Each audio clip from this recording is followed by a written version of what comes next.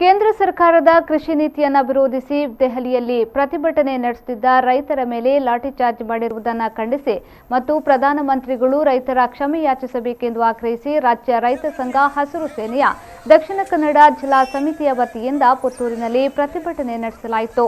ರೈತ ಸಂಘದ ಕಚೇರಿಯಿಂದ ಹೊರಟ ರ್ಯಾಲಿ ನಗರದ ಮುಖ್ಯ ರಸ್ತೆಯಲ್ಲಿ ಸಾಗಿ ಬಳಿಕ ಮಿನಿ ವಿಧಾನಸೌಧದ ಮುಂಭಾಗದಲ್ಲಿ ಪ್ರತಿಭಟನಾ ಸಭೆ ನಡೆಸಿದರು. ಈ ನಡುವೆ ಪುತ್ತೂರಿನ ಕೋರ್ಟ್ ರಸ್ತೆಯಲ್ಲಿ ಕೆಲಕಾಲ ರಸ್ತೆ ತಡೆ ನಡೆಸಿ ಪ್ರತಿಭಟಿಸಿದರು.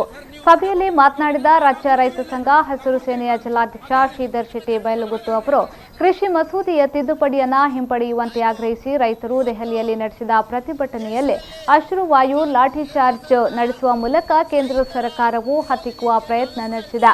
ಅನ್ನದಾತರಿಗೆ ಎರಡು ಬಗೆಯುವ ಈ ಸರ್ಕಾರವನ್ನ ತೊಲಗಿಸಬೇಕು, ರೈತರ ಮೇಲೆ ಲಾಠಿ ಪ್ರಹಾರ ಮಾಡಿದ ತಪ್ಪಿತಸ್ಥರ ವಿರುದ್ಧ ಕಾನೂನು ಕ್ರಮ ಕೈಗೊಳ್ಳಬೇಕು ಎಂದು ಆಗ್ರಹಿಸಿದರು. ಸಲಾಂ ಹೊಡೆಯುವ ಜಾತಿಯಲ್ಲ, ರೈತರು ಈ ದೇಶಕ್ಕೆ ಅನ್ನ ಕೊಡುವವರು. ರೈತರ ಮೇಲೆ ಅನ್ನ ಕೊಡುವವನಿಗೆ ಎರಡು ಬಗೆಯುವಂತಹ ಈ ಸರ್ಕಾರ ಆದಷ್ಟು ಬೇಗನೆ ಈ ದೇಶದಿಂದ ಧೂಳಿಪಟ ಆಗಬೇಕು ಅಂತ ಹೇಳುವಂತ ಮನವಿಯನ್ನು ಮತ್ತು ಈ ರೈತರಿಗೆ ಏನು ಹಲ್ಲೆ ಮಾಡಿದ್ದಾರೆ, ಯಾರು ಹಲ್ಲೆ ತಪ್ಪಿತಸ್ಥರಿದ್ದಾರೆ ಅವರ ಮೇಲೆ ಕಾನೂನು ಕ್ರಮ ಕೈಗೊಳ್ಳಬೇಕು. ಕೂಡಲೇ ಕೇಂದ್ರ ಸರ್ಕಾರ ಏನು ತಿದ್ದುಪಡಿ ತಂದಿದೆ, ರಾಜ್ಯ ಸರ್ಕಾರ ಏನು ತಿದ್ದುಪಡಿ ಅದನ್ನು ವಾಪಸ್ ಪಡೆಯುವವರೆಗೆ ನಮ್ಮ ಹೋರಾಟ ಮುಂದುವರಿಯುತ್ತದೆ.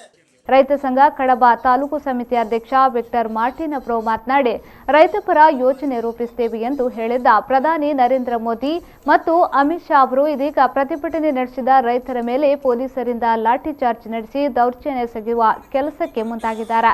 ರೈತರ ಮೇಲೆ ಲಾಠಿ ಚಾರ್ಜ್ ನಡೆಸಿದ ಪ್ರಧಾನಿ ತಕ್ಷಣವೇ ರೈತರ ಕ್ಷಮೆ ಯಾಚಿಸಬೇಕೆಂದು ಹೇಳಿದರು.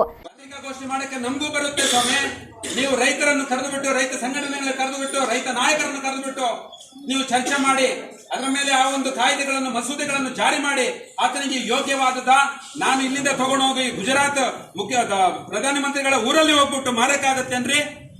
ನೀವು ಆಲೋಚನೆ ಮಾಡಬೇಕಾಗಿರುವಂತಹ ವಿಚಾರ ಇವುಗಳನ್ನೆಲ್ಲ. ನಾನು ಇಲ್ಲಿಂದ ಕಾಳು ಬೆಳೆದ್ಬಿಟ್ಟು ಇಲ್ಲಿಂದ ಅಲ್ಲಿಗೋಗಿ ಮಾರಕ್ಕಾಗತ್ತಾ? ಏನ್ರಿ ಚಾರಣೆಕ ಮುರುಗಿ ಬಾರಣೆಕ ಮಸಾಲ ಮಾಡ್ತೀರಾ ನೀವು? ಪ್ರತಿಭಟನೆಯಲ್ಲಿ ರೈತ ಸಂಘ ಹಸಿರು ಸೇನೆಯ ಮುಖಂಡರಾದ ಗುಂಡೇಡ್ಕ ವೆಂಕಟರಮಣ ಭಟ್, ಹೊನ್ನಪ್ಪ ಗೌಡ, ಚಿನ್ನಪ್ಪ ಗೌಡ ನೆಲ್ಯಾಡಿ, ಸೀತಾರಾಮ್ ನಾಯಕ್, ಶೇಖರ್ ರೈ ಮೊದಲಾದವರು ಹಾಜರಿದ್ದರು.